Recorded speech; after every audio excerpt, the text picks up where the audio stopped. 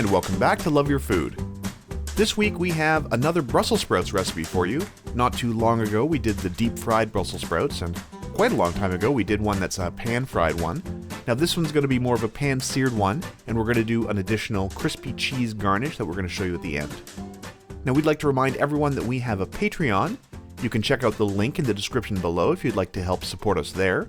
And in the meantime, here's our ingredients. So we've got some fresh Brussels sprouts, some shallots, a little bit of vinegar, this is apple cider vinegar, and some old aged hard cheese. Now this is grana padano, you can also use Parmesan for this. Now the first things first is we are going to cut the stems off of our Brussels sprouts, and we're just going to take a couple of leaves off the outside. They're usually the dried out kind of, not quite so nice ones as you can see here. And this also, helps clean them because the outside leaves are the ones that tend to be a little bit grimy.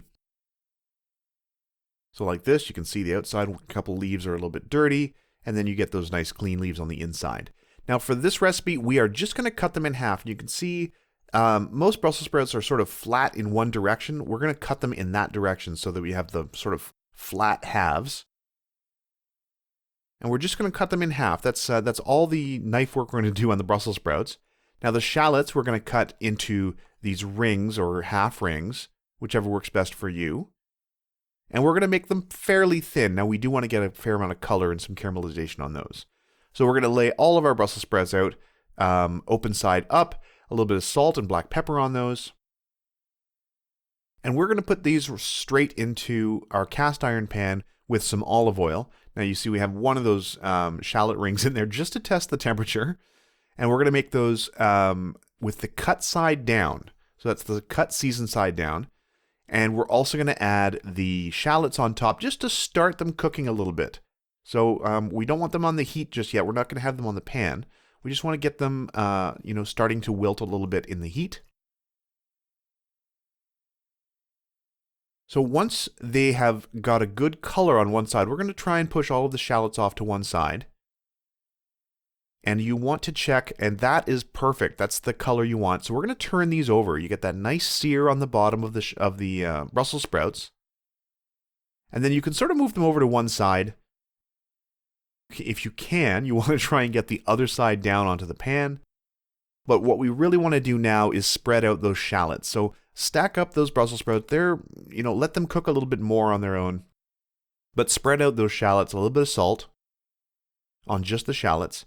And you want to make sure they get a little bit of color. So make sure they get a little bit of sear on there. And that nice caramelization, that nice Maillard reaction adds this nice sweetness to them.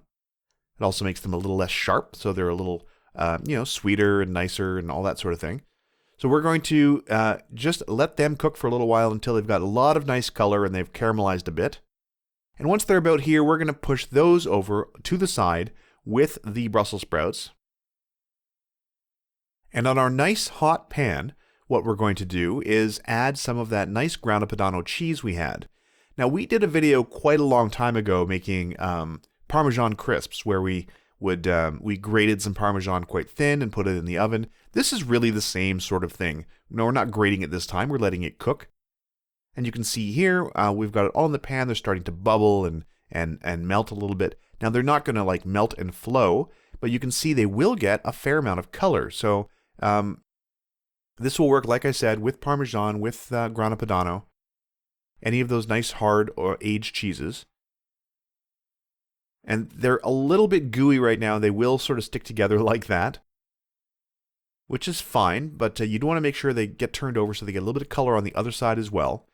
And once you take them out of the pan, they're still going to be quite flexible, but once they have dried out a little bit and cooled off a little, they will become very, very crispy, which is an amazing texture. They've got that beautiful flavor, that sort of toasty cheese flavor. They're going to be excellent. Then we're going to spread out our Brussels sprouts and the shallots again and soak up just some of the oil that the cheese left behind just to spread that flavor through these beautiful Brussels sprouts. And then these are ready to go. So we're going to put those into a nice big bowl, and very much like the deep fried ones, we're going to season them in the bowl a little bit. So we're going to add that vinegar. And you can also use lemon juice for this. We're using vinegar for this one. The acid of your choice, honestly. And not very much, just a very little bit. Taste them. Frequently they need a little bit more seasoning, so a little bit of salt, a little bit of pepper, and give them a little toss so that that vinegar sort of spreads through them all.